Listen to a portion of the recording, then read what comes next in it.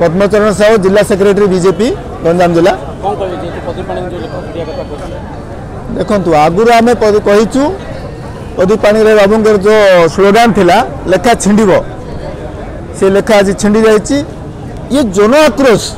नवीन पट्टनायक 25 वर्ष भितर जो जनविरोधी काम लोक जो भुआ बुलाऊे तार जन आक्रोशर शिकार से आज आपण मैंने देखि हिंजिली काट्रे अल्पर से बंची जाइए से हारिता एवं ओडिशावासी संपूर्ण बहुमत बीजेपी की मैंडेट देती निश्चित भाव ओडिशा रे राम राज्य गठन हम एवं जहाँ जहाँ केलेंकारी होती ओडिशा रे तार पुनर तदारख हम यही कथा आम आगुरी कही एवं भी कहूँ जो लेखा छिंडा कथा आज छिंडी जाइए। मु निश्चित भाव ओडिशावासी को ओडिशार अगणित विशेषकर माँ मानू मो दल तरफ मो तरफ विशेष धन्यवाद देवी से मत परिवर्तन कर परिवर्तन सुटा को आगे नहीं बीजेपी नेता छत्रपुर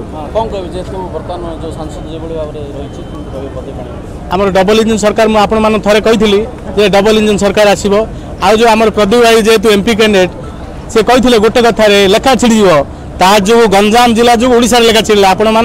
आपण माध्यम मुझे जन दूसरी ओडिशा बीजेपी सरकार हम